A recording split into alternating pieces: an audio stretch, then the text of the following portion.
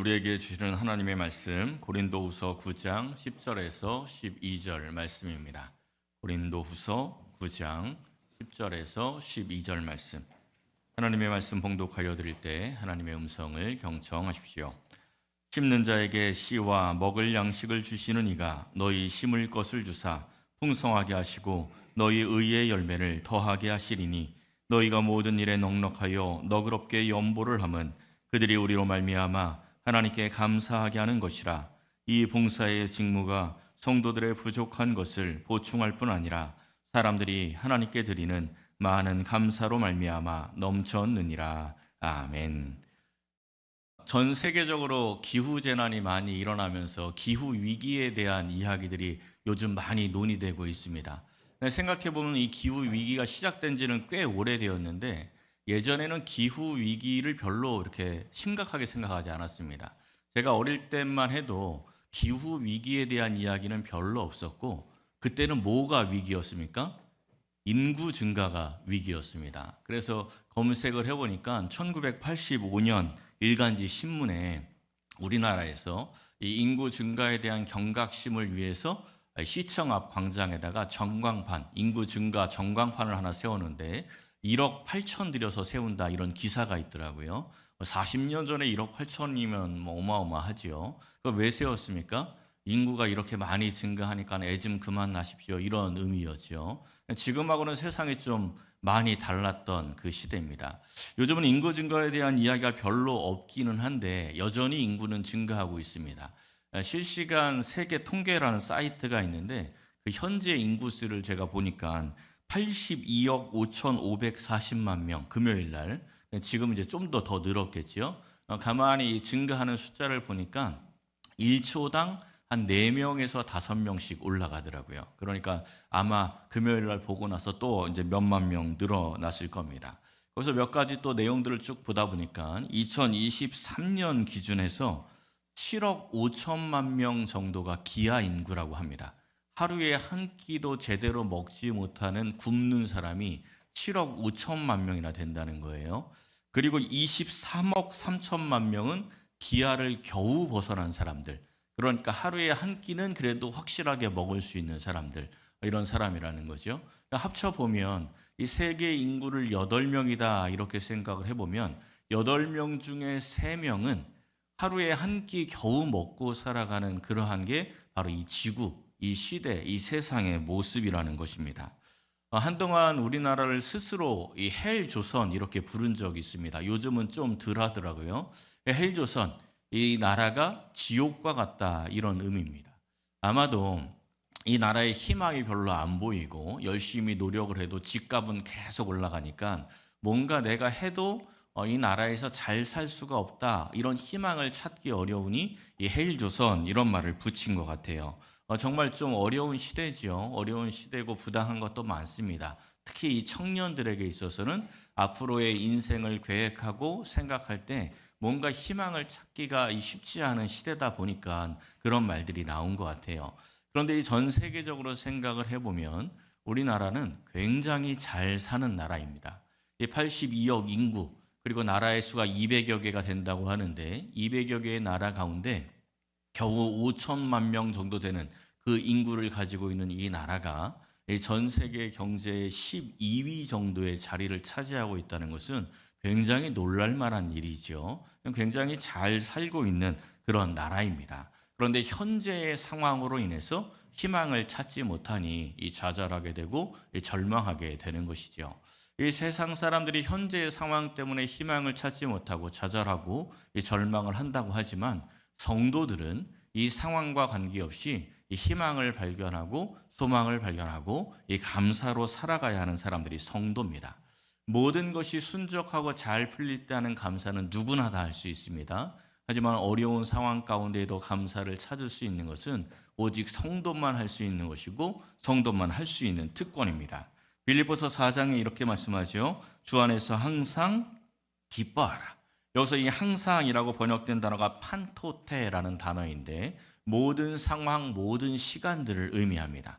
내가 처해져 있는 상황이나 환경, 시간 이런 것 관계없이 모든 상황과 모든 환경 속에서 감사하라 이런 의미입니다.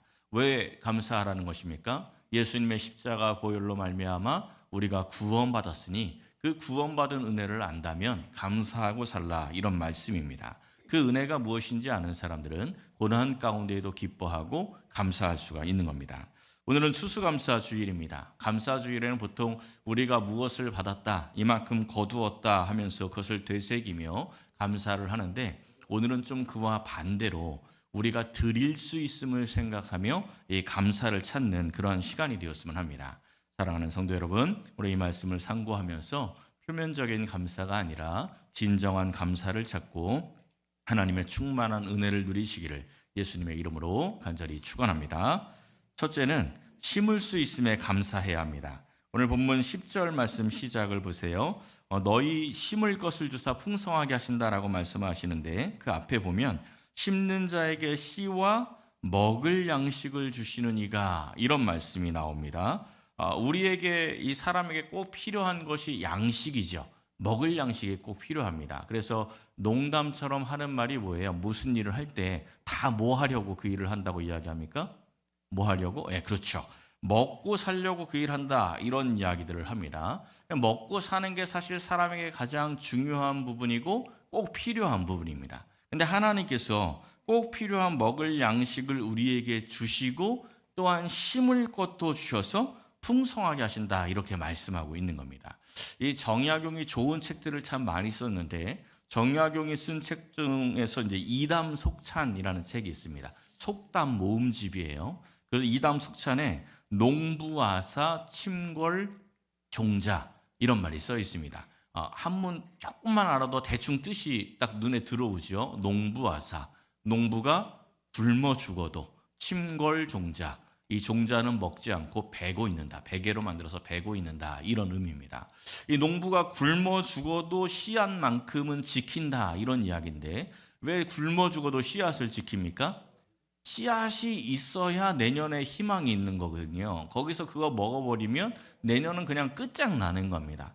그러니 죽을지언정 이 씨앗만큼은 지키겠다, 이런 이야기입니다. 근데 오늘 하나님께서 그 씨를 주신다, 심는 자에게 씨를 주신다라는 의미는 다르게 이야기하면 소망을 주신다, 이런 의미가 되는 것입니다. 얼마나 주신대요? 너희의 심을 것을 주사 풍성하게 하시고, 이 풍성하게 주신다, 이렇게 말씀해요. 누구에게 주신다고 말씀합니까? 심는 자에게 주신다라고 말씀을 합니다. 그러면 심는 자가 누구냐는 건데, 그게 9절에 나오죠. 뭐라고 써 있습니까? 그가 흩어 가난한 자들에게 주었으니.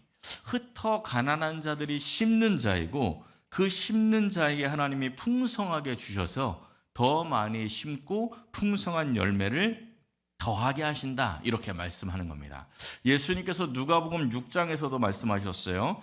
주라, 그리하면 너희에게 줄 것이니 곧 후이되어 누르고 흔들어 넘치도록 하여 너희에게 안겨주리라.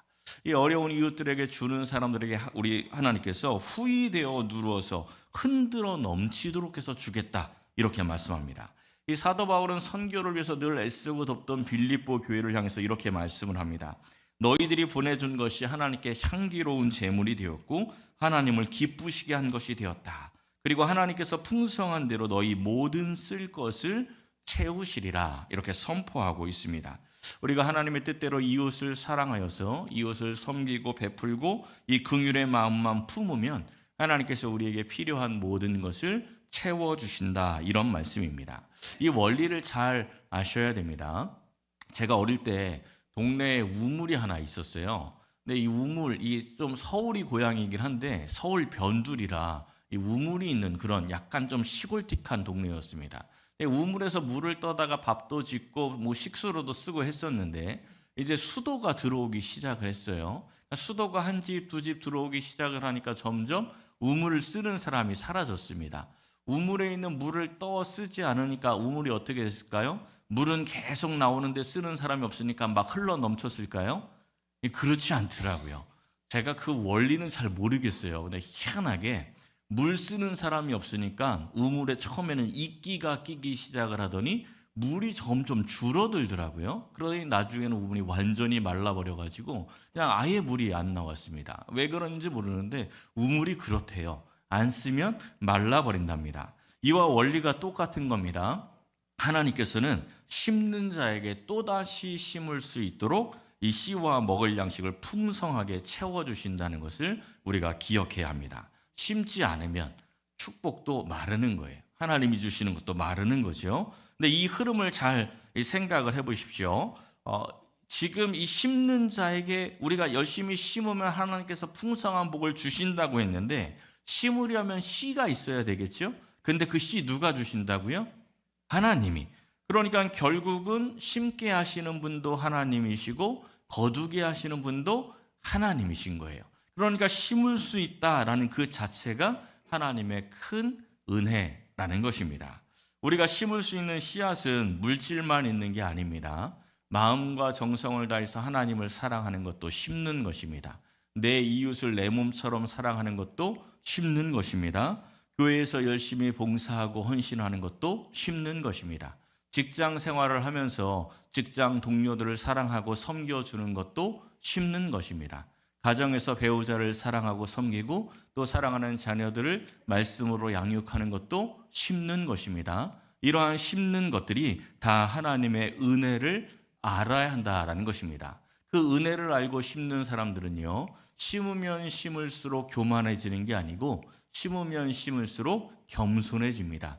하나님이 이렇게 할 수 있게 하셨구나 하고 겸손해지면서 점점 더 감사가 넘치게 되어 있습니다. 사랑하는 성도 여러분, 하나님께서 우리에게 심을 수 있는 몸과 또 심을 수 있는 마음, 심을 수 있는 소유 주신 것에 감사하여서 힘써 나누고 베풀면서 하늘에 심어서 풍성한 대로 모든 쓸 것을 채우시는 그 하나님의 은혜를 삶의 자리에서 목도하시기를 예수님의 이름으로 간절히 축원합니다. 두 번째는 연보할 수 있음에 감사해야 합니다. 11절 말씀을 보니까요, 모든 일에 넉넉하여 너그럽게 연보함을 하나님께 감사하고 있습니다. 연보는 다른 말로 하면 헌금이죠. 요즘 쓰는 말이 헌금입니다. 이 세상 사람들이나 처음 신앙생활하는 사람들이 가장 불편해하는 주제가 이 헌금이죠. 심청이 이야기를 약간 비튼 이야기, 유명한 이야기가 있습니다. 신봉사가 심청이한테 와서 야, 내 눈을 뜨려면 공양미 300석이 필요하단다 이렇게 이야기했더니 심청이가 그랬대요. 아, 종교계가 참 썩었구만 이랬답니다. 그게 참 우스개 이야기긴 하지만 이 헌금이라는 게 굉장히 오해도 많고 오해만 있는 게 아니라 실제로 탈도 많은, 그게 바로 이 헌금이죠. 정말 귀한 부분인데 이 잘못 사용하게 되는 경우도 많고 탈도 많고 오해도 많습니다. 그런데 오늘 말씀을 보니까 연보를 할 수 있는 것이 감사다 이렇게 이야기를 해요.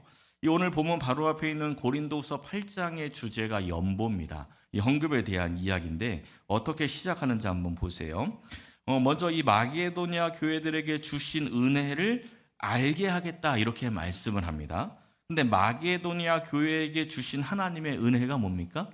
마게도냐 교회에게 주신 하나님의 은혜가 뭐냐면 2절 끝에 있는 풍성한 연보를 넘치도록 하게 하였다. 이게 하나님이 주신 은혜라는 겁니다. 그런데 그들의 상황이 어떻습니까? 이 말씀이 굉장히 이상한 거예요. 그러니까 예를 들어 이런 거죠. 어떤 사람이 사업에 크게 성공하게 해서 하나님께서 이 사람에게 많은 연보를 풍성하게 하도록 했다. 이러면 누구나 동의해서 아멘, 할렐루야, 은혜 받았네, 축복 받았네 하고 감사할 수 있습니다. 근데 지금 마게도냐가 풍성하게 연보하도록 하나님이 하셨는데 마게도냐가 부흥하고 성장하고 돈 많이 벌어서가 아니고 환란의 많은 시련 가운데 있고 또한 극심한 가난 가운데 있는데 그 가운데 이렇게 연보할 수 있게 한 게 감사라는 겁니다. 이해가 안 되는 말씀이죠. 우리는 보통 문제가 해결이 되고 환경이 좋아지고 모든 어려움들이 사라질 때, 내 주머니가 채워질 때 하나님의 은혜다 이렇게 말을 합니다. 근데 마게도냐 교회는 여전히 어렵고 여전히 시련 가운데 있고 극심한 가난 가운데 있었습니다. 그런데 그 상황 속에서 이 예루살렘 교회가 굉장히 어렵다는 소식을 듣고는 이 어려움에 처해 있는 예루살렘 교회 성도들을 우리가 돕겠다 하면서 풍성한 연보를 넘치도록 했다라는 것입니다. 사도 바울이 그게 은혜다라는 것이죠. 이어서 나오는 말씀도 보십시오. 풍성하게 했을 뿐 아니라 힘에 지나도록 자원하여서 연보했대요. 그리고 그 연보에 참여하는 일에 대해서 간절히 구했다. 더 이상한 말씀이 나오는 거예요. 왜 간절히 구했을까요? 사도 바울의 입장에서는 마게도냐 교회의 상황을 다 압니다. 얼마나 어렵고 혼란 가운데 있는지를 다 아는 거예요. 근데 이 마게도냐 교회 성도들이 예루살렘 교회 성도들을 돕겠다고 이 연보를 하겠다 하니까 사도 바울의 입장에서는 말렸겠죠. 저 같아도 당연히 말렸을 겁니다. 야, 너희들도 어려운데 무슨 연보냐. 그냥 일단은 너희들이라도 좀 추스려라. 이렇게 좀 말렸을 것 같아요. 그랬더니 마게도냐 교회 성도들이 우리도 참여할 수 있게 해달라. 이렇게 도리어 간절히 구했다는 겁니다. 왜 이들이 이렇게 간절히 구했을까요? 이 4절을 세 번역으로 보면 이렇게 번역을 합니다. 그들은 성도들을 구제하는 특권에 동참하게 해달라고. 이걸 뭐라고 생각하고 있습니까? 특권이라고 생각을 해요. 자기들도 어려우면서 어려운 그 성도들을 돕는 것을 특권이다, 은혜다 이렇게 생각을 하고 있는 것입니다. 우리들은 우리 주머니가 채워져야 은혜지 않습니까? 근데 연보는 자기 주머니에서 나가는 거예요. 섬기고 구제하는 일을 위해서 자기 주머니에서 나가는 것을 은혜여 특권이다 이렇게 여겼다는 것이죠. 왜 그렇습니까? 이 연보가 축복의 통로라는 것을 알았기 때문에 그렇습니다. 6절 말씀을 보세요. 이 말씀도 참 오해가 많은 말씀입니다. 적게 심는 자는 적게 거두고 많이 심는 자는 많이 거둔다 이렇게 말씀을 하는데 성경책을 잘 보시면요. 많이라는 단어 옆에 각주가 있어요. 4번 이렇게 써 있죠. 그 각주를 읽어보면 뭐라고 써 있냐면 복으로 이렇게 써 있어요. 원래 단어가 에피율로기아인데 뜻이 복으로예요. 근데 이걸 왜 많이 이렇게 번역했는지 잘 모르겠습니다. 적게라고 번역된 단어는 페이도메노스인데 인색하게 이런 뜻입니다. 직역을 하면 인색하게 심는 자는 인색하게 거두고 복으로 심는 자는 복으로 거둔다 이렇게 됩니다. 이 말씀은 헌금의 금액을 이야기하는 게 아닙니다. 세상처럼 계산을 하시면 안 돼요. 세상처럼 돈을 많이 내면 많은 헌금을 한 것이고 적게 내면 적은 헌금을 한 게 아닙니다. 전혀 다른 이야기예요. 그러니까 11조를 1,000만 원씩 하는 사람이 있어도 인색하게 하는 사람이 있는 것이고 10,000원 11조 하면서 정말 어렵게 살아도 아주 복으로 하는 사람이 있는 겁니다. 금액 이야기가 아니라는 것이죠. 내가 연보하면서 하나님 나라의 일에 동참을 하고 이웃을 사랑할 수 있는 그 자체가 하나님이 주신 복이다. 이것을 알고 동참하는 사람은 복으로 하는 사람입니다. 그런 사람은 더 큰 복으로 거두게 된다. 이런 말씀이죠. 그래서 7절과 8절에서 이렇게 말씀합니다. 각각 그 마음에 정한 대로 하는 거예요. 그 마음에 정한 대로. 그러니까 자기가 가지고 있는 거에 몇 퍼센트 뭐 이런 게 아니고 자기 마음 동하는 대로 마음에 정한 대로 하는데 그 금액이 크든 작든 인색함으로나 억지로 하는 것이 아니고 하나님의 일에 내가 동참한다 하는 즐거운 마음으로 할 때 하나님의 은혜가 넘치고 모든 일에 항상 넉넉하여서 착한 일을 넘치게 하려 하심이다. 이렇게 말씀하고 있습니다. 우리에게 맡겨진 일들을 기쁨으로 감당을 할 때 하나님이 더 많은 일을 시킵니다. 은사는 심부름이에요. 여러분들에게 주신 은사들은 하나님의 일을 감당하라고 주신 심부름으로 주신 것입니다. 물질도 은사입니다. 물질도 은사예요. 하나님이 주신 은사인데 그 은사의 심부름을 잘 해야 합니다. 부모가 자녀에게 심부름을 시킬 때 1,000원짜리 심부름을 시킬 때가 있습니다. 잘하면 그 다음에는 10,000원짜리 심부름도 시켜요. 잘하면 더 큰 금액의 심부름도 시키겠죠. 근데 금액이 커질수록 얘가 잔돈을 삥땅을 친다든지 아니면 뭔가 요구하는 게 많아진다든지 이러면 더 이상은 안 시킵니다. 그게 그 아이의 그릇인 거예요. 그러니까 여러분들도 마찬가지입니다. 하나님이 주신 그릇의 크기는 우리가 얼마나 순종하느냐에 따라서 그릇의 크기가 점점 커지기도 하고 작아지기도 하고 마르기도 하는 것입니다. 우리는 청직이죠. 하나님의 심부름꾼입니다. 하나님께서 여러분들에게 주신 물질들과 모든 은사들은 하나님의 뜻대로 살라고 하시는 거예요. 그걸 하나님의 뜻대로 사용하고 즐겁게 사용을 하면 계속 맡기십니다. 더 많이 맡기셔요. 근데 그것을 싫어하거나 하나님의 뜻대로 사용을 하지 않으면 더 이상 맡기지를 않습니다. 그러니까 하나님이 주신 모든 것들, 모든 소유들을 삶의 자리에서도 하나님의 뜻대로 사용을 하면서 사랑을 베풀어야 합니다. 사랑하는 성도 여러분, 교회를 통하여서 함께 이웃사랑을 베풀고 또한 넉넉히 동참하며 축복의 씨앗을 심어서 더 큰 감사를 거두고 또한 삶의 자리에서도 더 많이 나누고 베푸는 복된 인생들이 되시기를 예수님의 이름으로 간절히 축원합니다. 마지막 세 번째는 봉사의 직무를 감당하게 하심을 감사해야 합니다. 12절 말씀을 한번 보십시오. 봉사의 직무가 성도들의 부족한 것을 보충하게 하고 하나님께 감사와 영광을 드린다, 이렇게 말씀을 하고 있습니다. 이 말씀을 보고 옛날 그 중세 수도원과 관련된 예화가 하나 생각이 났습니다. 이 중세 수도원에 이제 옛날에 수도원이었지 않습니까? 근데 아주 대형 수도원이 있었어요. 이 대형 수도원의 수도원장은 명예와 권력과 부를 가진 사람이었습니다. 요즘으로 말하면 아주 대형 교회인 거죠. 그리고 수도사들도 아주 많이 일을 하고 있습니다. 대형이니까. 근데 이 사람들도 아주 자부심으로 일을 하는 거예요. 근데 어느 날부터 수도원을 찾는 사람들이 줄어듭니다. 그리고 수도사들끼리도 별로 이렇게 따뜻함이 없어요. 그리고 이제 후원하는 사람들도 점점 줄어듭니다. 규모는 대형인데 찾아오는 사람도 줄어들고 또 후원하는 사람도 줄어드니까 운영이 좀 어렵겠죠. 그래서 이 수도원장이 막 고민을 하다가 하나님께 기도를 하다가 잠이 들었어요. 근데 꿈속에 예수님이 나타나신 거예요. 예수님을 보자마자 이제 이 수도원장이 묻습니다. 우리 수도원이 왜 이렇게 됐습니까? 했더니 예수님이 하시는 말씀이 너희의 무지 때문이다, 이러시는 거예요. 그럼 뭘 몰라서 그렇습니까? 하니까 예수님께서 그러셨대요. 내가 너희 중 사이에 숨어 있는데 너희들이 나를 찾지 못했다, 이렇게 이야기를 했다는 겁니다. 그리고 나서 수도원장이 꿈에 깼어요. 예수님 얼른 찾아야겠다 싶어가지고 수도원에서 일하는 모든 사람들을 하나하나 관찰을 하고 살펴보는데 도무지 예수님을 못 찾겠는 거예요. 예수님을 못 찾으면 계속 어려움이 생기니까 빨리 찾아야 하지 않습니까? 그래서 이제 수도사들을 다 불러 모았습니다. 그리고 꿈꾼 이야기를 했어요. 그랬더니 이제 수도사들도 생활을 하면서 긴장이 되는 겁니다. 언제 예수님을 만날지 모르니까, 누가 예수님인지 모르니까 이제 부지중에 예수님을 대접할 수도 있지 않습니까? 그냥 최선을 다해서 사랑하고 섬기면서 그러다 보니 분위기가 어떻게 돼요? 수도원이 점점 따뜻해지고 수도원을 찾아오는 사람들마다 뭔가 예수 닮은 사람들만 많아 보이기 시작을 하니까 점점 또 찾아오는 사람들이 많아지면서 이 수도원이 원래대로 이 회복이 되었다, 이런 이야기입니다. 실제 있는 이야기는 아니고 그냥 예화인데, 이 예화는 이 섬김 그리고 이 봉사가 얼마나 중요한지를 이야기해주는 그런 예화지요. 베드로전서 4장에 있는 말씀을 한번 보십시오.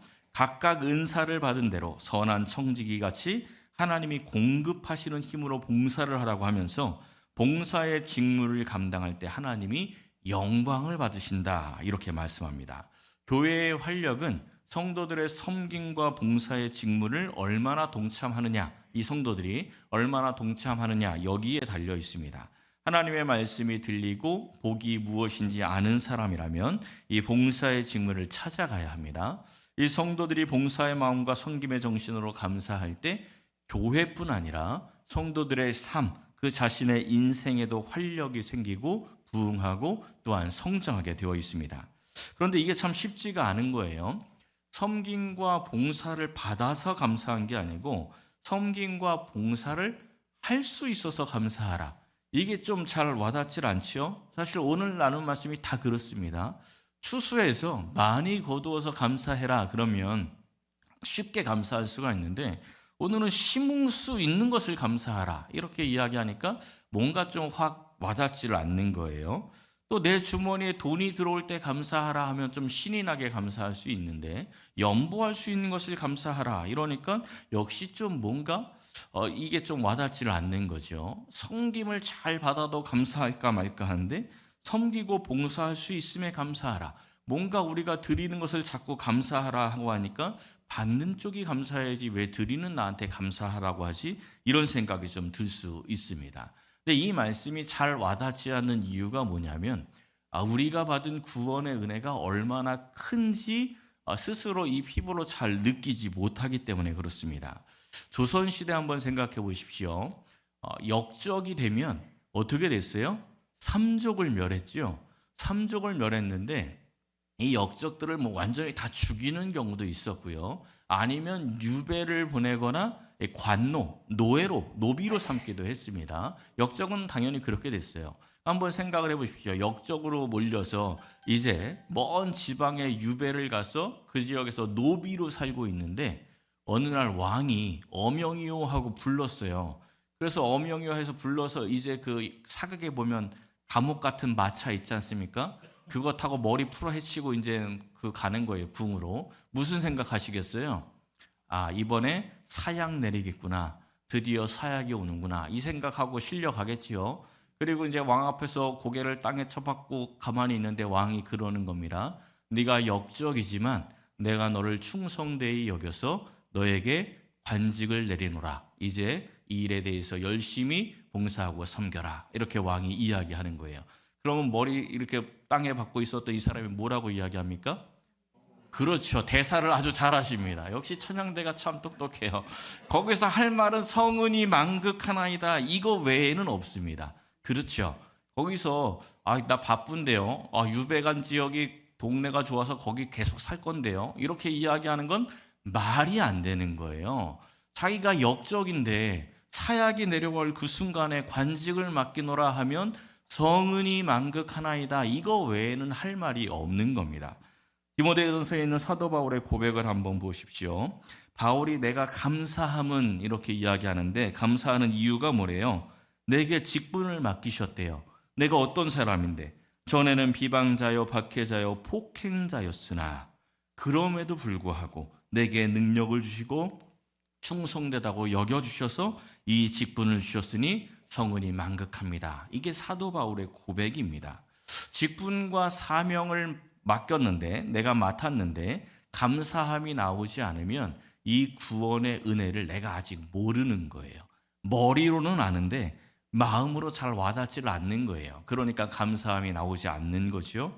제가 목사로 섬길 수 있는 것도 여러분들이 장로로, 집사로, 권사로 이 직분을 받고 섬길 수 있는 것도 교회에서 팀장으로, 목자로, 리더로 섬길 수 있는 것도 이 시간에 또한 성도로서 이 자리에 앉아 예배하며 하나님을 섬길 수 있는 것도 다 하나님의 은혜입니다. 우리도 성은이 망극하나이다. 이 감사와 영광을 하나님께 돌리시기를 바랍니다.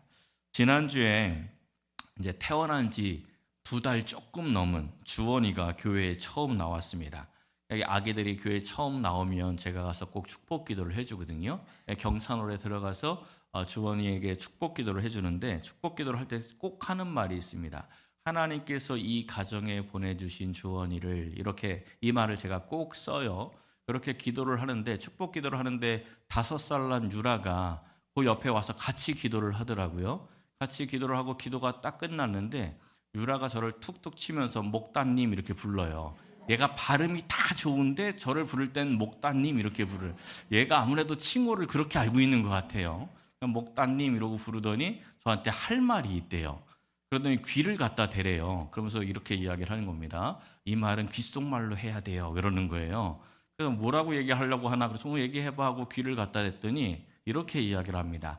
저도 하나님이 보내줬어요. 이렇게 이야기를 하는 거예요. 너무 예쁘지 않습니까?